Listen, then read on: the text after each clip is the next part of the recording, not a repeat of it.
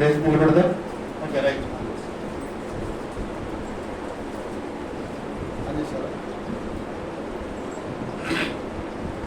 పరిశుద్ధ గ్రంథము నుండి లేఖనం మనం చదువుకుందాం. అందరు కూడా లేచి నిలబడాలి. బైబిల్ తీసుకోండి. 1వ దశలోనికి రాసిన పత్రిక ఎక్కడికి కావాలి పిల్లలు? ఎక్కడికి? బయటకి ఎవరు బాగున్నాయి కదా తీసుకురా, లోపల తీసుకురండి. చుట్టే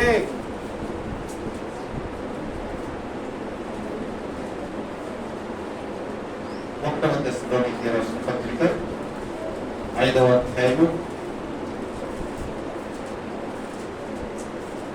3వ వచనాన్ని మనం చదువుకుందాం.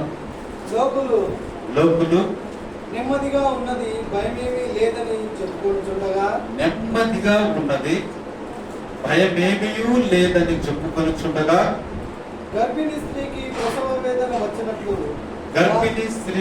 ప్రసవ వేదన వచ్చినట్లు వారికి ఆకస్మికముగా నాశనము తటస్థించును కనుక వారెంత మాత్రము తప్పించుకొనలేరు. ఏమి దేవుడు తన పరిశుద్ధ వాక్యం దీవించును గాక. చిన్న ప్రార్థన చేసుకుందాం.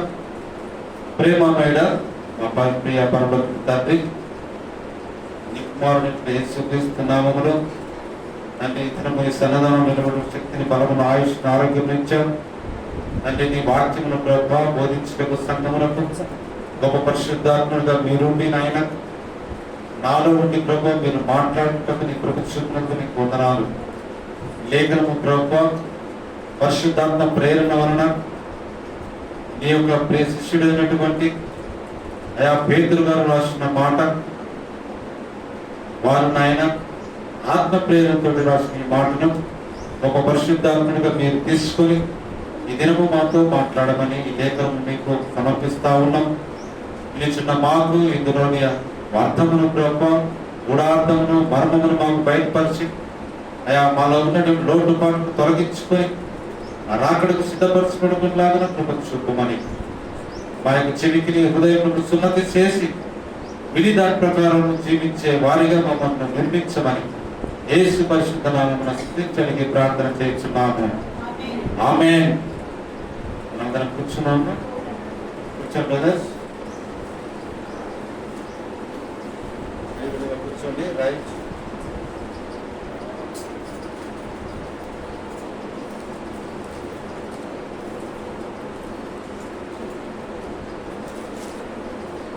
వాక్యం మీరు శ్రద్ధగా వినాలి.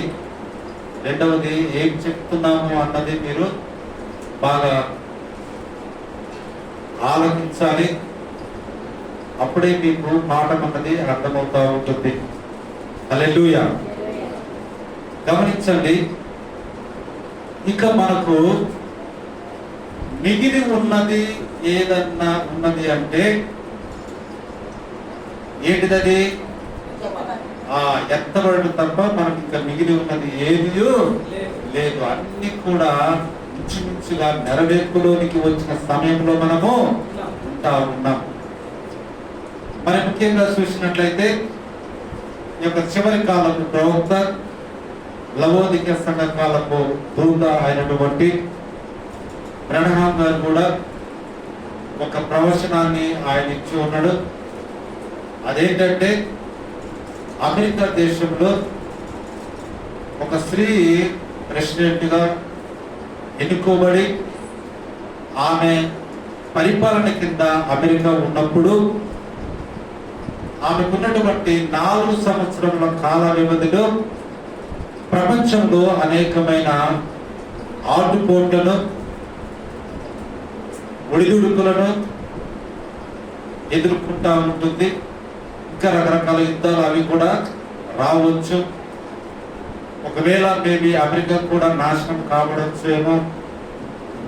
చూడండి, ఇటువంటి ప్రవచనాన్ని ప్రవక్త ఇచ్చి ఉన్నాడు. ఆమె చాలా అందంగా ఉంటుంది. ఆమె ఒక రోమన్ క్యాథలిక్ భావజాలముతో ఉంటుంది. ఇంకా ఆమె హయాంలో చాలా ప్రపంచంలో మార్పులు చేర్పులు అనేవి కలుగుతాయి. అవన్నీ కూడా సంఘం ఎత్తబడటానికి ఒక సూచనగా ఉంటుందని కూడా ప్రవక్త తెలియజేసినట్టుగా మనం వర్తమానంలో చూస్తూ ఉంటాం. కాబట్టి ఈ దినం మనము ఆ ప్రవచనాన్ని చూస్తే, ఇప్పుడు కమలా హ్యారిస్ అనే స్త్రీ అమెరికా దేశంలో ప్రెసిడెంట్ గా పోటీ చేస్తా ఉన్నది ట్రంప్ మీద. ఒకవేళ మేబీ ఇప్పుడు ఏమో గెలవచ్చు లేదా గెలవకపోవచ్చు, కానీ ఏదో ఒక దినం మాత్రము అమెరికా దేశం మీద ఎవరు రాజ్యం వెళ్ళడానికి రాబోతున్నదంటే ఒక స్త్రీ అనేది ఎప్పుడైనా కానీ తప్పకుండా ఆమె గెలుస్తుంది. ఆమె ఈమె కావచ్చు, ఇంకొక రైతు కావచ్చు, ఇంకొక పీరియడ్ కావచ్చేమో, కానీ ఒకవేళ ఈ సమయం ముందు ఈ ఎన్నికలలో, అమెరికా ఎన్నికలలో ఒకవేళ ఈమె గెలిస్తే ఆయన యొక్క ప్రవచనము నెరవేరుతుంది. లేదా ఇంకొంతకాలం తర్వాత ఏ స్త్రీ అయినా కానీ ఒకవేళ అమెరికా దేశ అధ్యక్షుడు అయితే ఆయన ప్రవచనము నెరవేరినట్లుగా మనము చూడగలం. హల్లెలూయా. కాబట్టి బాగా గమనించాలి. లోకులందరూ ఏమనుకుంటా ఉన్నారంటే, క్రైస్తవులందరూ ఏమనుకుంటా ఉన్నారంటే, క్రీస్తుని స్వీకరించిన ప్రతి ఒక్కరూ యేసు త్వరగా వచ్చుచున్నాడు, యేసు ప్రభువైన యేసు త్వరగా రమ్ము అని మనం పిలుస్తా ఉన్నాం. ఏమని ప్రకటిస్తా ఉన్నాము? యేసు త్వరగా వచ్చుచున్నాడు, కాబట్టి మీరు మారు మనసు పొందుకోండి, ప్రభువును అంగీకరించండి అని ప్రతి క్రైస్తవుడు ఇతరులకు చెప్తాడు. అలాగనే ప్రభువైన యేసు రమ్ము అని మనము ఆయన్ను పిలుస్తా ఉన్నాం. అయితే ఈ మాటలు విన్నటువంటి లోకము, అంటే లోకములో ఉన్నటువంటి మిగతా ప్రజలు వారేమనుకుంటున్నారంటే, ఎన్ని సంవత్సరాల నుంచి చెప్తున్నారు మీరు ఏంటిదంట, ఎన్నో సంవత్సరాల నుంచి మీరు ఈ మాట చెప్తా ఉన్నారు, కానీ యేసు వచ్చేది లేదు, మిమ్మల్ని తీసుకుపోయేది లేదు, మమ్మల్ని కష్టపెట్టేది లేదు అన్నట్టుగా వాళ్ళ యొక్క ఉద్దేశం ఉన్నది. అయితే పరిశుద్ధ గ్రంథము ఏమని తెలియజేస్తుందంటే, లోకము లోకులు నెమ్మదిగా ఉన్నది. ఏమనుకుంటా ఉన్నారంటే వాళ్ళు, లోకం ఎట్లా ఉన్నదంట, నెమ్మదిగా ఉన్నది. ఇంకా వారు ఏమనుకుంటున్నారు, భయం ఏమీ లేదని చెప్పు వారు ఆ విధంగా చెప్పుకుంటా ఉన్నారు. భయం ఏమి లేదు, అంత హ్యాపీగానే నడుస్తుంది కదా, అంటేనే ఏం భయం లేదు అని ప్రజలు ఎట్లా ఉన్నారంట, నిమ్మలంగా వారి వారి పనులు చేస్తూ, ఒక పక్క ఇల్లు కట్టబడచ్చు. ఇప్పుడు ఎన్నో ఇల్లు కట్టబడతా ఉన్నాయి కదా, రకరకాల రియల్ ఎస్టేట్ ఎంత అభివృద్ధి చెందింది చూడండి. ఒక్కొక్కరు 50 అంతస్తులు 100 అంతస్తులు రియల్ ఎస్టేట్ వేస్తారు. ప్రపంచవ్యాప్తంగా మనం చూడాలి, మన చుట్టుపక్కల విపరీతంగా ఇల్లు కట్టబడుతూనే ఉన్నాయి. ఇవన్నీ దేనికి సాదృశ్యము? రాకడకు సూచన. ఇల్లు బాగా కట్టబడటం ఏ కాలం, ఈ కాలంలో ఉంది.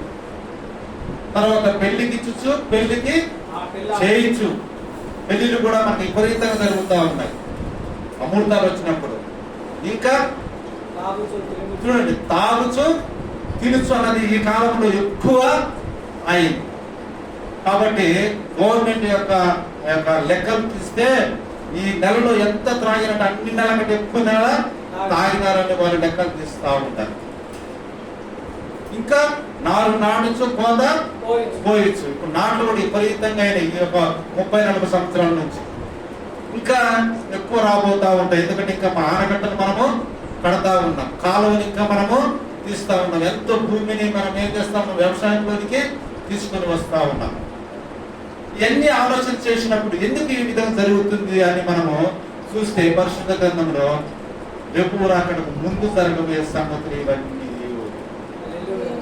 అంతేకాదు, మనుషులలో ప్రేమ సల్లారిపోతుంది. మనుషులు ఈ ప్రాంతం నుంచి ఇంకో ప్రాంతం కంటే, ఈ దేశం ఇంకో దేశం, ప్రపంచమంతటా తిరగడం వలన ఏమవుతుందంట? తెలివి లేదా జ్ఞానం అన్నది అధికమవుతుంటుంది. మరి ఈ దినము చూడండి, ఇక్కడ ఎక్కేస్తే 2-3 గంటలలో ఇంకొక విధం దేశాలు ఎక్కిపోతావు. జ్ఞానం ఎక్కువైపోయింది, టెక్నాలజీ ఎక్కువైపోయింది. ఇవన్నీ దేనికి సాదృశ్యము? ఆయన రాకడకు ముంగుర్తులుగా ఇవి ఉన్నవి. ఇంకా తల్లిదండ్రులకు అవిధేయులు. పిల్లలు ఏ విధంగా ఉంటున్నారంట? తల్లిదండ్రులకు అవిధేయులు ఉన్నారు, తల్లిదండ్రులు సన్మానించడం లేదు. ఇంకా సజ్జన వేసుడు అంటే మంచి వ్యక్తులను ఓర్వలేని కాలంలో మనం ఉన్నాం. మంచి వ్యక్తులను ఓర్వలేని కాలం. ఒకడు మంచి బతుకుతుందంటే వాడి మీద ఏదో ఒకటి కుతంత్రాలు చేయడానికి మన కంపెనీలను చూసినా, మన ఇళ్లలో చూసినా, మన చుట్టుపక్కల ప్రాంతం మొత్తం అవే ఉంటాయి. ఇవన్నీ ఏంటి అంటే ప్రభు రాకడకు ముంగుర్తులు. ఇది ఎవడు గ్రహిస్తాడు? దేవుని జ్ఞానం ఉన్నవాడు గ్రహిస్తాడు. దేవుని జ్ఞానం లేనివాడు వీటిను గ్రహించలేడు. అంటే పరిశుద్ధ గ్రంథం చదివేవాడు గ్రహించినప్పుడు వాడు చేస్తాడు, ఓ ప్రభు రాకడ రాబోతున్నది అని తనను సిద్ధపరుచుకుంటాడు. వాడు వెలుగులో ఉన్నట్టు లెక్క. వాడు పగటి సంబంధి అని వాక్యం మనకు తెలియజేస్తా ఉన్నాడు. హల్లెలూయా, దేవుని మహిమకరణ గాక. వాడు నిద్రపోవడం లేదని పరిశుద్ధ గ్రంథం మనకు తెలియజేస్తా ఉన్నాడు. ఎందుకంటే మీరు వెలుగు సంబంధులు అని పరిశుద్ధ గ్రంథం మనకు తెలియజేస్తుంది. వెలుగు సంబంధం అంటే ఏంటిది? ఈ లేఖనాలను తెలుసుకుంటే నువ్వు నిద్రపోలేవు. ఏ నిద్ర? ఆత్మీయ నిద్ర, గుడ్డి నిద్ర అనేది నీవు పోలేవు. కాబట్టి ప్రభు యొక్క నువ్వు నిలకడగా స్థిరమైన విశ్వాసం నీవు కలిగి ఉంటావు. కాబట్టి లోకులు ఏమనుకుంటే నెమ్మదిగా ఉన్నది, భయమేమి లేదని చెప్పుకోవచ్చుండగా గర్భిణీ స్త్రీకి 9 నెలలు నిండినయి. చూడండి, ఇప్పుడు కాకపోతే ఆమె ఎట్లున్నదంట? ఏం నొప్పులేమి రావడం లేదు, అంత నిమ్మలంగానే ఉన్నది అని అనుకుంటుంటే గర్భిణీ స్త్రీకి ప్రసవ వేదన వచ్చినట్లు వారికి ఆకస్మికంగా నాశనము తటస్థించును. అప్పటి వరకు బాగానే ఉంటుంది, వెంటనే నొప్పులు స్టార్ట్ అయ్యాయంటే ఆమె ఏమైపోతుంది? తలకిందులు అయిపోతుంది. అది చెప్పలేము, ఏ టైంలో వస్తుంది మనము చెప్పలేము. గర్భిణీ స్త్రీకి నొప్పులు సేమ్ అదే విధంగా లోకం మీదకి ఆకస్మికముగా ఉన్నట్టుండి ఇప్పుడే అంత భూకంపం దడదడలాడిచ్చేసింది అనుకో, ఏం చేస్తాం?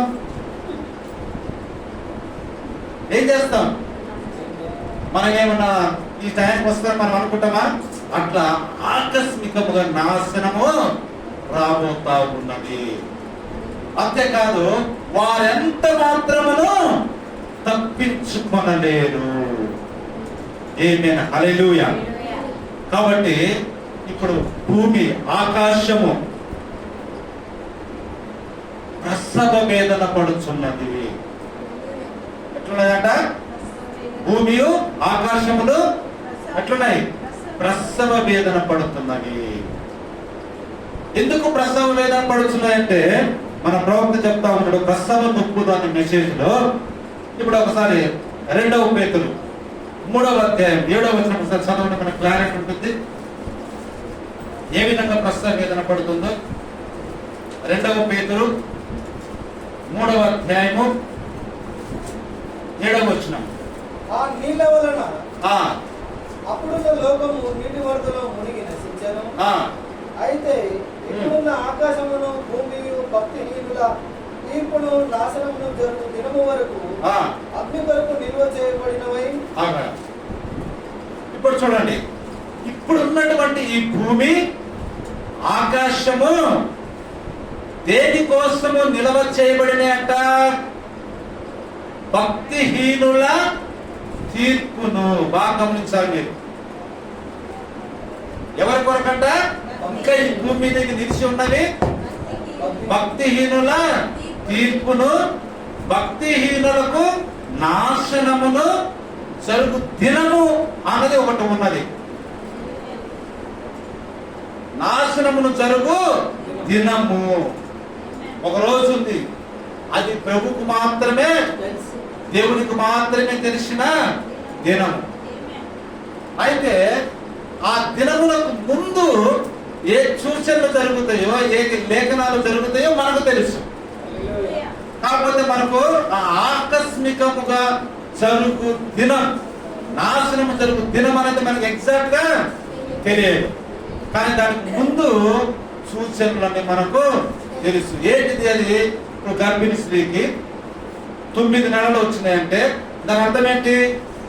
ఇక ఏ 5 రోజులకో 10 రోజులకో 15 రోజులకో ఏమవబోతుంది? డెలివరీ అవుతుంది, నొప్పులు వస్తాయి అన్న ముందు సూచనలు మనకు తెలుస్తాయి. ఎందుకంటే ఆమె కడుపు ఇంకా ఎక్కువగా పెరుగుతుంది కాబట్టి, ఆమె నెలలు నిండడానికి సంపూర్ణమవుతున్నాయి కాబట్టి. హల్లెలూయా. అట్లనే మనకు కూడా ఏ దినమో తెలియదు కానీ డెలివరీ అయ్యేది, ఆ యొక్క ఆకస్మిక దినం ఏ రోజు మనకు తెలియదు కానీ దానికి ముందు ఏం జరగబోతున్నాయి అనేది లేఖనాలలో మనకు ఉన్నాయి. కాబట్టి దాన్ని చూసి మనం ఏం చేయగలము? సిద్ధపరచుకోగలము, మనల్ని మనం సరి చేసుకోవాలి. ఆమేన్. హల్లెలూయా. అయితే ఆ ఉగ్రత దినం అనేది ఎవరి కోసము? భక్తిహీనులకు తీర్పును, భక్తిహీనులకు నాశనము జరుగు దినం వరకు. దేని కొరకు నిలిచినాయంట? అగ్ని కొరకు. ఆమేన్. హల్లెలూయా. ఏంటిదంట? అగ్నితోటి తడవ, నీళ్లతోటి కాదు. ఇంతకుముందు నోవాహు దినములలో భూప్రపంచానంతటిని ఆయన భక్తిహీనులను ఏ విధంగా నాశనం చేశాడు? నీళ్లతోటి భక్తిహీనులందరినీ నాశనం చేసి భక్తిగా ఉన్నటువంటి 8 మందిని ఆయన రక్షించినట్టుగా నోవా కుటుంబాన్ని మనం చూస్తా ఉన్నాం. అప్పుడు కూడా మిగతా ఉన్నటువంటి లక్షల మంది ప్రజలు, వాళ్ళ లోకులు, లోకమంతా చాలా నెమ్మదిగా ఉన్నది, పైనుంచి అసలు వర్షం అన్నదే రాదు, ఇంతవరకు పడడం అనేది మనం ఎప్పుడు చూడలేదు. వీడు చెప్తున్నాడు అది జరుగుద్దా? నోవాహు చెప్తున్నాడు అది జరుగుద్దా? అసలు ఇంతవరకు వర్షం అన్నదే పైనుంచి పడటం మేము చూడలేదు. ఇంచుమించుగా 1600 సంవత్సరాలు అవుతున్నది.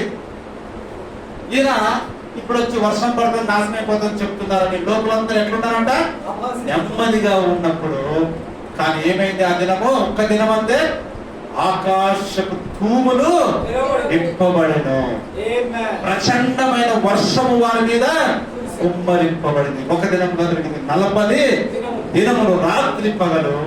కాబట్టి ఒక్కడు కూడా తప్పించుకోలేదు, అందరూ కూడా నాశనము అయినట్టుగా మనం చూస్తా ఉన్నాం. హల్లెలూయా. దేవుని మహిమకరం గాక. అదే విధంగా ఇప్పుడు మనం ఏం చెప్తున్నాం అంటే అగ్ని రాబోతుంది, ఆకాశం అగ్ని కురవబోతుంది. కాబట్టి మీరు మారు మనసు పొంది క్రీస్తును అంగీకరించండి మనము ప్రకటిస్తా ఉంటే లోకులు ఏమనుకుంటున్నారు? ఇప్పుడు 2000 సంవత్సరాల నుంచి మీరు చెప్తా ఉన్నారు, ఒక్కసారి అయినా అగ్ని పైనుంచి కురిసిందా? ఒక్కసారైనా అగ్ని పైనుంచి కురిసిందా? నోవా కాలంలో ఎట్లయితే వాళ్ళు నీళ్లు కురిసినాయా, వర్షం పడిందని అడిగినట్టుగా ఈ దినము ప్రజలు ఏం చేస్తా ఉన్నారు? అది అగ్ని పడేది లేదు, మనము చచ్చిపోయేది లేదు, ఏం ప్రాబ్లం లేదు, మనం బంకర్లలోకి వెళ్దాం. పెద్ద అనుభవం లేస్తే కూడా మన ప్రజలు ఏం చేస్తా ఉన్నారు? బంకర్లను నిర్మిస్తారు, బంకర్లలోకి మనం పోదాం అనుకుంటా ఉన్నాం.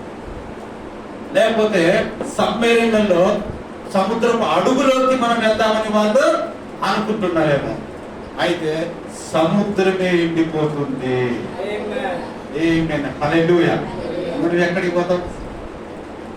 భూమి 100 అడుగుల వరకు తిరగబడి నాశనం అయిపోతావు. నువ్వు ఇంకెక్కడికి వెళతావు? హల్లెలూయా. కాబట్టి మానవుడు ఎంత మాత్రమును తప్పించుకొనలేడు. హల్లెలూయా. కాబట్టి ఇప్పుడున్న ఆకాశము భూమి భక్తిహీనుల తీర్పును నాశనమును జరుగు దినం వరకు అగ్ని కొరకు నిలవ చేయబడినవై అదే వాక్యం వలన భద్రం చేయబడి ఉన్నవి. ఆమేన్. హల్లెలూయా. ఆ దినము వస్తే ఆకాశములు మహాధ్వనితో గతించిపోవును. చూడండి, ఆ నాశనకరమైనటువంటి దినము, దేవుని ఉగ్రత దినం వచ్చినప్పుడు ఏం జరుగుతుందంట? 10వ వచనములో ఉన్నది ఏంటిదంట? ఆకాశములు మహాధ్వనితో. చూడండి, మహాధ్వని అంటే గొప్ప శబ్దముతోటి. ఏంటి? ఆకాశములు. ఆకాశంలో ఏమేమున్నాయి? నక్షత్రాలు ఉన్నాయి, గ్రహాలు ఉన్నాయి, సూర్యుడు, చంద్రుడు, ఇంకా ఎన్నెన్నో గ్రహాలు ఉన్నాయి. మనం పంపించినటువంటి అనేకమైనటువంటి శాటిలైట్లు ఉన్నాయి. ఇవన్నీ కూడా ఏమైపోతున్నాయట? అవన్నీ కూడా గందరగోళమైపోయి నాశనం అయిపోతాయి. పంచభూతములు మిక్కటమైన వేంద్రముతో లయమైపోవును. ఏం చేయాలట? ఏంటి పంచభూతాలంటే? నీరు, గాలి, నిప్పు. ఇవన్నీ కూడా చూడండి, చూడండి ఏం రాయబడుతుంది అక్కడ? పంచభూతం మిక్కటమైన వేంద్రముతో లయమైపోవును. భూమియు దాని మీద ఉన్న కృత్యములను కాలిపోవును. ఆకాశములు రగులు కొంటాయి. ఇంకా భూమి మీద ఉన్న కృత్యములు అంటే మన కట్టడాలన్నీ కూడా ఏమైపోతున్నాయంట? కాలిపోవును. ఇవన్నీ ఇట్లా లయమైపోవునవి కనుక ఆకాశములు రగులు కొని ఆకాశంలో తగలబడుతున్నాయంట. చూడండి, రగులు కొని లయమైపోవునట్టు పంచభూతములు మహావేంద్రముతో అంటే గొప్ప వేడితో, చూడు వేడి ఇంకా స్పీడ్ తోటి, వేంద్రం అంటే స్పీడ్ తోటి ఇంకా ఎక్కువ వేడితోటి కరిగిపోవునట్టు కరిగిపోతాయి ఎక్కడెక్కడ అన్ని కూడా. హల్లెలూయా, దేవుని నామమున మహిమ కలుగును గాక. అలా అయినప్పుడు ఏమవుతున్నదంట? మనకు ప్రభు మనకు వాగ్దానం ఇచ్చాడు. ఏమిచ్చాడు మనకు? మళ్ళీ నీ కొరకు కొత్త ఆకాశము, కొత్త భూమి మీ కొరకు సిద్ధపరుస్తాను. ఆమేన్, హల్లెలూయా, దేవుని నామమున మహిమ కలుగును గాక. ఆయనను మనం ఆయన వాగ్దానం బట్టి కొత్త ఆకాశముల కొరకును కొత్త భూమి కొరకును కనిపెట్టుచున్నాము. వాటి యందు నీతి నివసించును. ఇప్పుడు ఈ భూమి మీద మొత్తం అవినీతి రాజ్యమేలుతాము. అయితే దేవుడు మనకేం ఇచ్చాడు? భక్తిహీనులకు అది. కానీ భక్తిగా ఉన్న మనల్ని ఏం చేయబోతా ఉన్నాడు? రాకడ అనే దాంట్లో మనల్ని పైకి తీసుకుని వెళ్తా ఉన్నాడు. అప్పుడు ఉగ్రత అనేది భూమి మీదకి కుమ్మరింపబడతా ఉంటుంది. మనము పైన ప్రభు యొక్క పెళ్లి విందులో సంతోషంగా ఉంటే భూమి మీద నుండి భక్తిహీనులకు ఏం జరుగుతా ఉంది? శ్రమ. అగ్నితోటి కాల్చడం రకరకాల అన్ని లయమైవి పోతాయి. హల్లెలూయా. ఆ తర్వాత ఈ పాత భూమి పాత ఆకాశంలో గతించిపోయి మళ్ళీ ఏం ఏర్పడతా ఉన్నది? కొత్త భూమి కొత్త ఆకాశంలో ఏర్పడినప్పుడు ఈ కొత్త భూమి మీదకి కొత్త ఆకాశం మీదకి మళ్ళీ మనము ప్రభుతో కలిసి దిగి రాబోతా ఉన్నాము. ఆమేన్, హల్లెలూయా, దేవుని మహిమ కలుగును గాక. ఈ వాగ్దానం కోసమే మనం ఇప్పుడు ప్రభువుని నమ్ముకుంటాము. ఈ విధంగా జీవించాలనే ఉద్దేశంతో ఇప్పుడు మనం ఏం చేస్తాము? భూమి మీద అనేక శ్రమలను మనము ఓర్చుకుంటా ఉన్నాం. ఈ విధంగా సువార్త అనేది మనము ప్రకటిస్తా ఉన్నాం. హల్లెలూయా. ఈలోపు మనం చనిపోయినా మనకి ఏమి ఇబ్బంది ఉండదు. మన శరీరం మొత్తము భూమిలో పాతి పెట్టబడి లేకపోతే కాల్చబడి ఎత్తుపోయినా ఏమి ఇబ్బంది పడాల్సిన అవసరం లేదు. దేవుని యొక్క రాకడలో ఆయన ధ్వనికి, ఆయన పూల ధ్వనికి ఏమవుతా ఉంది? శరీరం మళ్ళీ తిరిగి మహిమ శరీరంలో లేస్తా ఉంది, ప్రభువుకు కలుస్తా ఉన్నాం. హల్లెలూయా. అక్కడి నుంచి మళ్ళీ మనం ఏం చేయబోతా ఉన్నాము? ఈ భూమి మీద అంటే నూతన ఆకాశం నూతన భూమి మీదకి మనము వస్తా ఉన్నాం. అక్కడ నీతి మాత్రమే నివసిస్తున్నది. ఆమేన్, హల్లెలూయా, దేవుని మహిమ కలుగును గాక. ఇప్పుడు చూడండి, ప్రవక్త చెప్తా ఉన్నాడు, ఒక క్రొత్త ప్రపంచము పుట్టుటకు ఈ ప్రపంచము దారి చూపవాలన్నచో ఈ భూమి ఎంత ప్రసవ నొప్పుని చూస్తున్నదో కొన్ని గమనించుదాము. ఇప్పుడు చూడండి, ఒక బిడ్డ బయటికి రావాలి అంటే తల్లి ఏం కావాలి? ప్రసవ వేదన అన్నది పడాలి. ఆ ఉద్దేశం ఏంటిది? ఆల్మోస్ట్ ఆమె చనిపోయిన దాని కింద లెక్క. హల్లెలూయా. కాబట్టి ఇప్పుడు చూడండి, ప్రసవ వేదన కూడా ఈ యొక్క ప్రపంచానికి ఇప్పుడు వస్తా ఉన్నది. హల్లెలూయా. చూడండి, దాని ప్రసవ వేదనలో అది ఎంత దూరం వెళ్ళినదో, ఏ దినమునకు వచ్చినదో మనం గమనించుదాం. ఇప్పుడు ప్రపంచము ఏ విధంగా నొప్పులు పడుతుందో గమనించుదాం. హల్లెలూయా. ఇప్పుడు చూడండి, మొదటి ప్రపంచ యుద్ధము గొప్ప నొప్పిని చూపించినది. ఈ ప్రపంచానికి, ఈ భూమికి, ఈ ఆకాశమునకు చూడండి ప్రసవ వేదన ఎట్లా స్టార్ట్ అయిందంటే మొదటి ప్రపంచ యుద్ధంలో ఒక గొప్ప గొప్ప నొప్పిని చూసింది. ఆమె మొదటి ప్రసవ నొప్పులలో అది ఒకటిగా మనం చూశాము. ఆ సమయంలో మనం బాంబులు వేసి ఉన్నాం, మరతుపాకులు, విషపు వాయువు వదిలి ఉన్నాము. ప్రపంచం జరిగిందా ఇది? 100%. తర్వాత మస్టర్ మరియు క్లోరిన్ వాయువులను గురించి మనం అప్పుడు విన్నాం. అది భూమి యావత్తును దహించగలదు జనులు చెప్పుకోవడం మనం ఇది ఉన్నాము. ఆ మస్టర్ గ్లాస్ క్లోరిన్ వాయువులు అందరిని చంపివేయగలదు. ఎందుకంటే భూమి అన్నంత గాలులు వీసును. ఆ మహాభయంకర విషవాయువునకు జనులు భయకంపితులైన అది మొదటిసారి భూమికి వచ్చిన మొదటి ప్రసవ నొప్పి. ఆమేన్, హల్లెలూయా. మొదటి ప్రపంచంలో ఇవన్నీ కూడా ఉపయోగించిన వాళ్ళు ఎన్నో కొన్ని లక్షల మంది చనిపోయారు. అది భూమికి వచ్చినటువంటి మొదటి ప్రసవ నొప్పి, వేదన. హల్లెలూయా. చూడండి, మరియు ఆ తర్వాత మనం రెండవ ప్రపంచ యుద్ధంలో చూసాము. ఆమె నొప్పులు మరింత అధికమైనవి. ఇప్పుడు ఎట్లా బిడ్డ కట్టడానికి ఎట్లా స్టార్ట్ అయితే మెల్లిమెల్లిగా నొప్పులు స్టార్ట్ అయితే రాను ఏమవుతుంది, ఎక్కువ నొప్పులు అనేది వస్తాయి. సేమ్ అంతే భూమికి కూడా ఒక కొత్త భూమి పుట్టాలంటే ఈ పాత భూమి ఏం కావాలి? నశించిపోవాలి. ఇప్పుడు చూడండి, ఒక మొక్కను తీసుకొని, ఒక విత్తనాన్ని తీసుకొని భూమిలో పాతి పెట్టినప్పుడు దాని నుంచి ఒక కొత్త మొక్క బయటకు రావాలంటే భూమిలో పాతి పెట్టబడిన ఆ విత్తనం ఏం కావాలి? పూర్తిగా నశించిపోవాలి. తనను పూర్తిగా ఏం చేస్తుంది? చనిపోతా ఉంది. చూడండి, అదంతా పొట్ట కూడా పగిలిపోయి దాని లోపల ఉన్న జీవము బయటికి ఇంకొక కొత్త మొక్క వచ్చినప్పుడు ఆ పాత విత్తనము ఏమైపోతుంది? కనుమరుగై పోతుంది. సేమ్ అదే అన్నమాట. చూడండి, తర్వాత రెండవ ప్రపంచ యుద్ధం మనం చూసాం. ఆమె నొప్పులు మరింత అధికమైనవి, బహుభయంకర సమయము అది. చూడు, అవి భూమి యొక్క నొప్పులు. అణుబాంబు మొత్తం పట్టణంనే నాశనం చేయు పరిస్థితికి వచ్చాను. రెండవ ప్రపంచ యుద్ధంలో ఏమైనది? అణుబాంబులు అన్నవి వచ్చినాయి. కాబట్టి జపాన్లోని నాగసాకి, హిరోషిమా నగరంలో అణుబాంబులు వేస్తే ఏమైంది? పట్టణం ఒక బాంబుకే నాశనం అయిపోయినట్టు చూస్తాం. అంటే ప్రపంచానికి ఏమైంది? భూమికి ఏమైనది? ఇంకా ఎక్కువ నొప్పులు వచ్చినాయి. ఆ సమయంలో ఆమె దాదాపు ప్రసవించినట్లయినా, ఎట్లన్నట? దాదాపుగా ప్రసవించినట్లుగా అయినది, కానీ ఆమె ప్రసవించల. మొదటి ప్రపంచ నొప్పుల కంటే ఇవి మరింత ఎక్కువ ఆయను. అవి భూమి వినాశం అంచుకు వచ్చాను. ఎట్లా వచ్చినాయంట? రెండో ప్రపంచ యుద్ధము భూమి వినాశం అంచుకు వచ్చినాయి. ఇప్పుడు ఆమె యొక్క ప్రసవ సమయం ఆసన్నమైనది. ఇప్పుడు ఏమైందంట? మళ్ళీ మనకు ఇక ప్రసవ సమయము ఆసనం. ఇప్పుడు ఈయన మూడో ప్రపంచ యుద్ధం అనేది ఒక జరిగితే ఇక ఏముంటుంది? ఇక ఏమీ మిగలదండి. హల్లెలూయా. ఆ కారణం చేతనే ప్రపంచమంతా ఉద్రిక్తతలో ఉన్నది.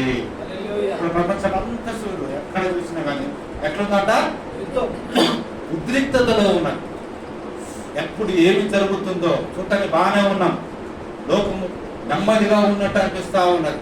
కానీ ఎప్పుడు ఏం జరుగుతుందో చెప్పలేము. హైడ్రోజన్ బాంబులు, ఆకాశ క్షిపణులు మొత్తం ప్రపంచం నాశనం చేయగలవు. అది ఎంత చిన్న దేశమైనా కానీ మరో దేశం బెదిరించుచున్నది. ఏం చేస్తున్నది? చిన్న దేశమే కానీ ఇంకో దేశాన్ని ఏం చేస్తుంది?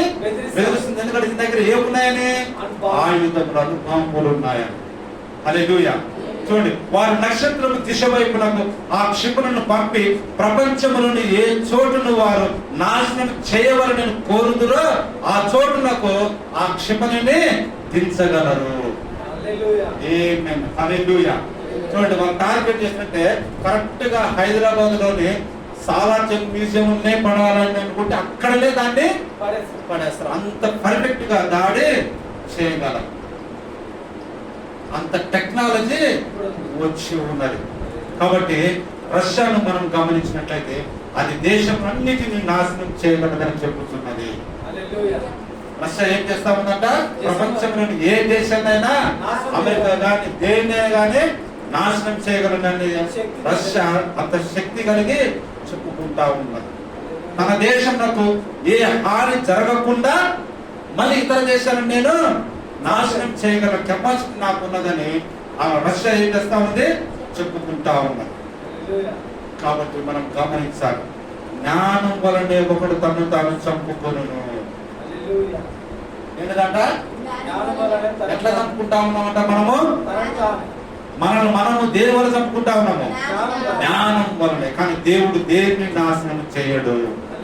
దేవుడు ఏం చేసేవాడు? దేనిని నాశనం చేయడు. కానీ మానవుడు తన జ్ఞానం వలనే తనను తాను చంపుకుంటా ఉన్నాడు. హల్లెలూయా.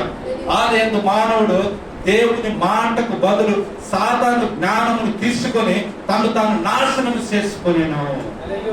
అదేంటి ఏదైతే ఏం జరిగింది? జ్ఞానాన్ని, సాతాను జ్ఞానాన్ని తీసుకోవడం వలన ఏమైంది? తనను తానే దేవుడి నుండి దూరం చేసుకుని మరణం అన్నది సంక్రమించింది అతనికి. కానీ దేవుడు ఆ విధంగా చేశాడా? చేయలే. జ్ఞానము వాణ్ణి తనను తానే నాశనం చేస్తాం. నేడు కూడా అదే జరుగుతున్నది. బాగా ఈ దినం కూడా ఏం జరుగుతా ఉన్నది? ఏదేం తోట జరిగింది? జ్ఞానాన్ని పెంచుకుంటా ఉంటే దాని వల్ల వాడు ఏమవుతా ఉన్నాడు? ఇంకా తనను తానే నాశనం చేసుకుంటాడు. ఇక్కడ చూడండి, నేను కూర్చొని అనుభవం ఎక్కువ పెట్టి అక్కడ పడేస్తే అక్కడ ఎవరు చచ్చిపోతారు? ప్రజలే కదా, మానవులే కదా. కాబట్టి మానవుడు తనకే తానే ఇంకొక మానవుని నాశనం చేయడానికి నాశనము చేసుకుని వాడే తక్కువ ఆకు నుంచి వాడకు బాగు చేస్తే వీడు చేస్తాడు. కాబట్టి జ్ఞానము అటువంటి తీస్తా ఉంది. హల్లెలూయా. కాబట్టి ఈ ప్రసవ నొప్పులు చాలా గొప్పగా ఉన్నవని ప్రపంచంలో తెలియను. ఆమె ప్రసవించవలసి ఉన్నది. త్వరలోనే ఒక క్రొత్త భూమి జన్మించవలసి ఉన్నది. దాన్ని బట్టి నేను వందనము చెల్లిస్తావు. హల్లెలూయా. ఎందుకంటే ఆ విధంగా జరిగితే మనం త్వరగా ఏమవుతాము? కొత్త బట్టులోకి వెళ్ళిపోతాం. ఒక కొత్త భూమి రాబోతావు. అట్లా నీతి నివసిస్తుంది.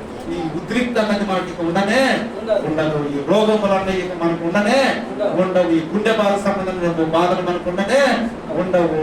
ఇంకా ఏముండవు?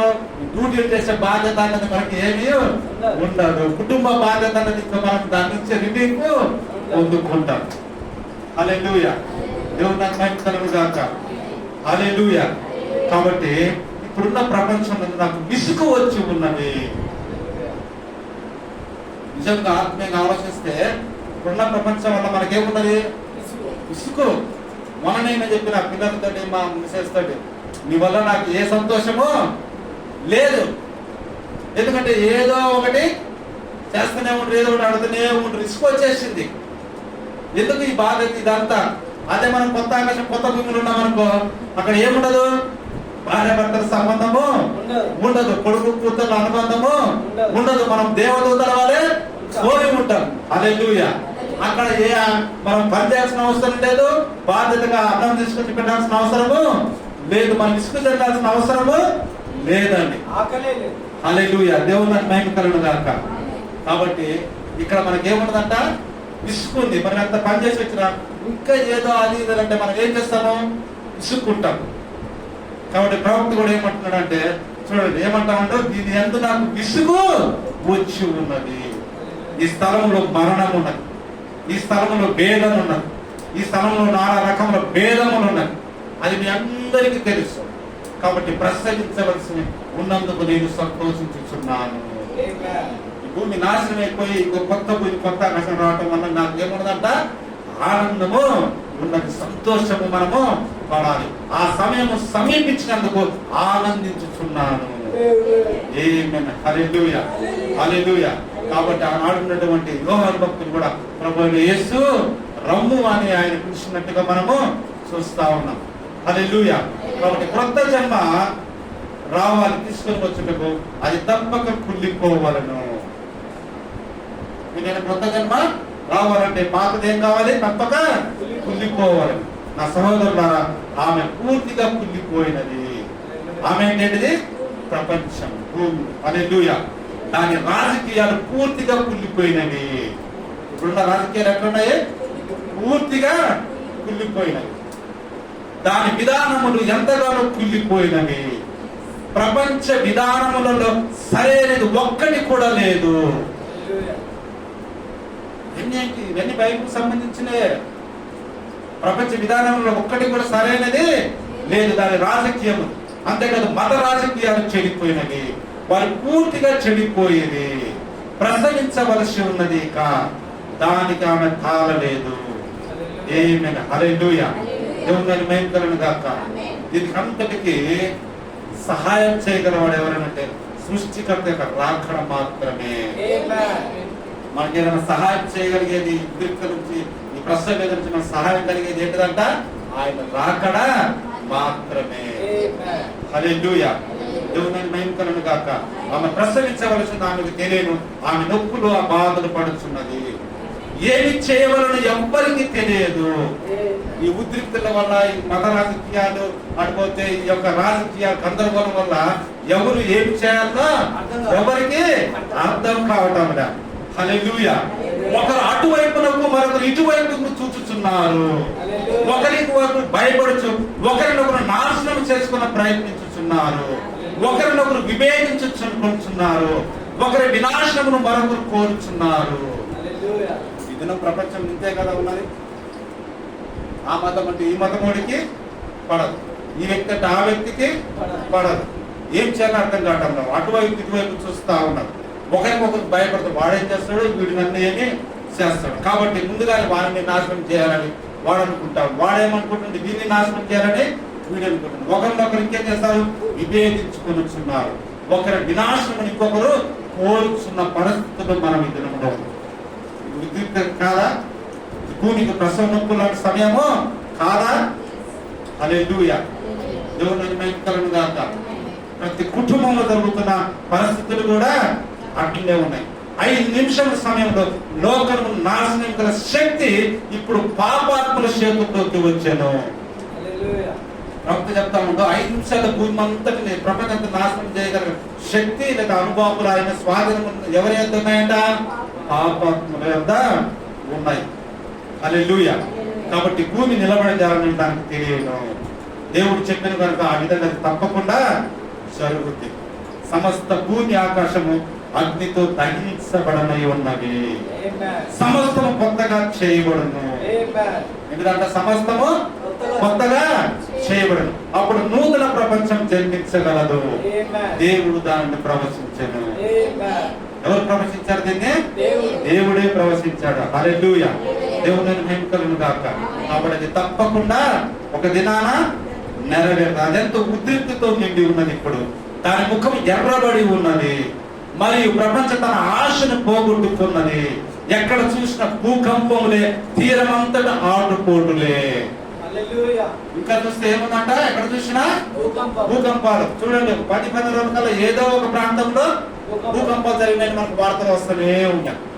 10-15 రోజులకు ఒకసారి ఏమవుతా ఉంది, ఎక్కడో ఒకసారి తీర ప్రాంతం అంటే సునామీ అవి ఇవి నీళ్ళతో ప్రజలు చనిపోతా ఉన్నారు అనేది మనకు వినపడుతూనే ఉన్నాయి. హల్లెలూయా. కాబట్టి ఉప్పెనులు కదులుచున్నది. ఆ తీరమున భూమి కంపించుచున్నది.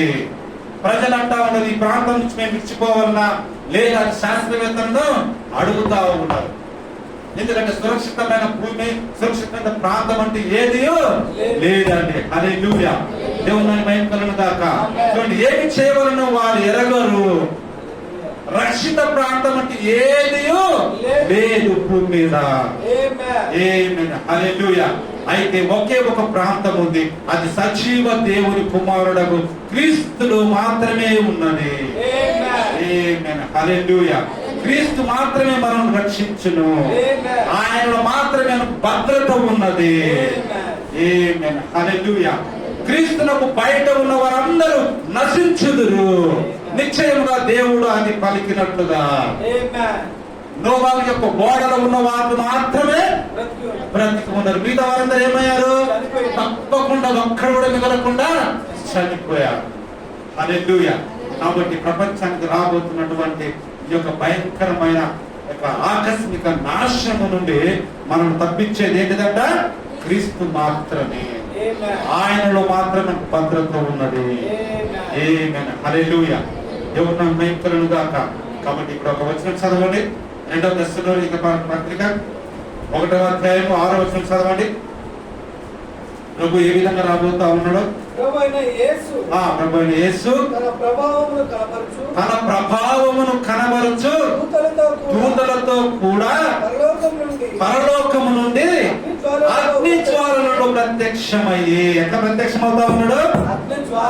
రాకడ కాదండి, రాకడ అయిపోయిన తర్వాత అంటే ఎంతమంది అయిపోయిన తర్వాత భక్తిహీనులు తీర్పు కోసం వచ్చే దినం. హల్లెలూయా. అప్పుడు ఎట్లా వస్తాడంట?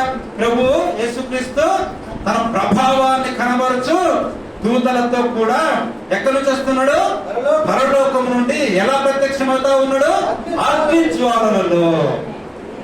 అగ్ని జ్వాలల ప్రత్యక్షం భూమి మీద ఏం చేస్తా ఉన్నాడంట? దేవుని ఎరుగని వారికి, మన ప్రభు అయిన యేసు సువార్తకు లోబడని వారికి ప్రతిదండన. అది ఆకస్మిక. భక్తిహీనుడి వీళ్ళంతా వారు ఏం చేస్తామంటే దేవుణ్ణి ఎరగలేదు. రెండవది, మనం చెప్తున్నటువంటి యేసుక్రీస్తు యొక్క సువార్తకు వారు ఏం కాలేదు? లోబడలే, అంటే అంగీకరించలే, వారు తృణీకరించారు. కాబట్టి వారు భక్తిహీనులు అయ్యారు. ఎన్ని కోట్ల మంది చూడండి. ఇదన్న ప్రపంచ వ్యాప్తంగా తీసుకుంటే కొన్ని కోట్ల మంది, 800 కోట్లు ఇప్పుడు ప్రపంచ జనాభా ఉంది. అందులో ఒక 5 కోట్లు దేవుని అంగీకరించిన వాళ్ళు ఉన్నారనుకోండి. ఇంకా మిగతా వాళ్ళు ఎంతమంది? 795 కోట్లు. అంతమంది భక్తిహీనుల మీదకి ఏం రాబోతా ఉందంట? ప్రతిదండన. హల్లెలూయా. ఎవరికంటే ప్రతిదండన? దేవుణ్ణి ఎరుగున వారికి, మన ప్రభు అయిన యేసు సువార్తకు లోబడని వారికి. ఇందులో మనము కూడా ఉండొచ్చు. మనం రోజు యేసుక్రీస్తు సువార్తను వింటా ఉన్నాం, కానీ మన బ్రతుకులు ఏం చేస్తున్నాము? లోబరచటం లేదు. లోబరచటం లేదంటే ఏంటిది? దాని ప్రకారం మనము జీవించడం లేదు. వింటున్నాం, వెళ్ళిపోతున్నాం, కానీ దాని ప్రకారం మనము జీవించటం లేదేమో. అటువంటి వారికి కూడా ఏమున్నదంట? ప్రతిదండన. హల్లెలూయా. దేవుని మహిమకరణ గాక. అలా ప్రతిదండన చేసినప్పుడు ఇప్పుడు ఎవరైతే సువార్తను ప్రకటిస్తా ఉన్నారో వారి అందరికీ ఏం అడ్డం వస్తా ఉన్నాయి? శ్రమ అడ్డం వస్తా ఉన్నది. అనేకులు మనం శ్రమపరుస్తా ఉన్నారు. కాబట్టి వాక్యం ఏం చేశాడు? మిమ్మల్ని శ్రమపరిచే వారికి శ్రమయు. ఇప్పుడు వారు అనుకుంటున్నారు మన భారతదేశంలో, మేము మా జనాభా ఎక్కువ ఉన్నది, మీరు తక్కువ ఉన్నారు, మీరు వీధులలో లేకపోతే సువార్త మాకు చెప్తారా, మీరు వీధులలో కరపత్రాలను పంచుతారా, మీరు అది చేస్తారా, ఇది చేస్తారని చెప్పేసి ఏం చేస్తా ఉన్నారు? వారు వచ్చి ఏం చేస్తా ఉన్నారు? మనం శ్రమపరుస్తా ఉన్నారు. అలా శ్రమపరిచే వారికి ఇప్పుడు వారికి ఒకవేళ మంచి ఉండొచ్చేమో, కానీ ప్రతిదండన దినం రోజు ఏముందంట? వారికి శ్రమయు. ఇప్పుడు శ్రమ పొందుతున్న మనకు విశ్రాంతి అనుగ్రహించుట దేవుని న్యాయము. హల్లెలూయా. మనం సంపూర్ణమైన విశ్రాంతిలోనికి అప్పుడు వెళతాం. దేవుని యొక్క పరిశుద్ధమైన విశ్రాంతిలోనికి మనము వెళతాం. హల్లెలూయా. కాబట్టి ఇప్పుడు మనకు శ్రమ వచ్చినా పర్వాలేదు. ప్రభు ఏం చెప్తా ఉన్నా? మనకు తన ప్రాణమును పోగొట్టుకున్నవాడు ధన్యుడు. ఏ విధంగా పోగొట్టుకుంటే? యేసుక్రీస్తు నిమిత్తము తన ప్రాణాన్ని పోగొట్టుకున్నవాడు ధన్యుడు, దాన్ని తిరిగి వాడు దక్కించుకుంటాడు. కాబట్టి ఈ దినము మనం ఏం చేస్తున్నామంటే ధైర్యంగా మన ప్రాణం పోయిన పర్వాలేదని ఆ దినం పెంతుకొస్తు దినం నుంచి మొట్టమొదటిగా సంఘం ఏర్పడిన కాడ నుంచి ఎంతో మంది కూడా తమ ప్రాణాలను పోగొట్టుకుంటూ సువార్తను ప్రకటించడం వల్ల ఈ దినం ప్రపంచ వ్యాప్తంగా ఏమైనది? సువార్త అన్నది వ్యాపించి ఉన్నది. అది మనకు వచ్చింది, మనం అంగీకరించినాం. మనం కూడా ఇంకొంతమందికి సువార్తను వ్యాపింపజేసిన బాధ్యత మన మీద ఉన్నది. ఇటువంటిప్పుడు మనకు శ్రమ వచ్చినా, బాధ వచ్చినా, ఏది వచ్చినా మనము వెనకకు తగ్గకూడదు అన్నది మనకు వాక్యం తెలియజేస్తుంది. దానివల్ల మనకేమొస్తుందంట? విశ్రాంతి దేవుడు మనం కలగ చేయబోతాం. మనల్ని శ్రమపరిచిన వారికి దేవుడే ఏం చేస్తున్నాడు? పగ తీర్చుకోబోతా ఉన్నాడు. అదే ఉగ్రత దినము, అదే లోకం దహించబడే దినము. హల్లెలూయా. చూడండి, ఆ దినమున తన పరిశుద్ధుల యందు మహిమపరచబడుటకును. దేవుడు ఇంకా ఆ రోజు ఏం చేస్తున్నట? పరిశుద్ధుల యందు ప్రభు మహిమపరచబడతా ఉన్నాడు. విశ్వసించిన వారందరి యందు ప్రశంసింపబడుటకును. మనం విశ్వసించాం ఆయన, మన యందు దేవుడు ఏం చేస్తా ఉన్నాడు? ప్రశంసించబడతా ఉన్నాడు. ప్రభు వచ్చినప్పుడు అట్టివారు శ్రమపరిచే వారు భక్తిహీనులు ఆయన సముఖము నుండి, ఆయన ప్రభావం అందరి మహిమ నుండి పారదోలబడి నిత్య నాశనము దండన పొందుదురు. ఆమేన్. వారికి ఏమొస్తుందంటే ఇంకా చివరికి క్రీస్తు యొక్క సముఖమునందు, ఆయన ప్రభావం నుండి ఏం కాబోతారంట? పారద్రోలబడి అంటే ఉరికురికి కొట్టి పారద్రోలటం అంటే అంటారు. ఇప్పుడు మనల్ని ఉరికిచ్చి కొడుతున్నారు. ఎక్కడికి పోయినా వెంటబడి మరి క్రైస్తవులను అడ్డుకుంటా ఉన్నారు. కానీ వారికి కూడా ఒక దినము అదే విధంగా రాబోతా ఉన్నారు. హల్లెలూయా.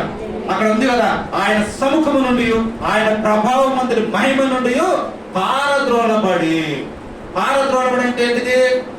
నెట్టి వేయబడ్డ, వెళ్ళిపోయి కొంచెం గట్టిగా తోసి వేయటం, లేకపోతే వాళ్ళను ఇరికెడతబడి కొట్టడం లాంటిది పారద్రోలటం అంటే.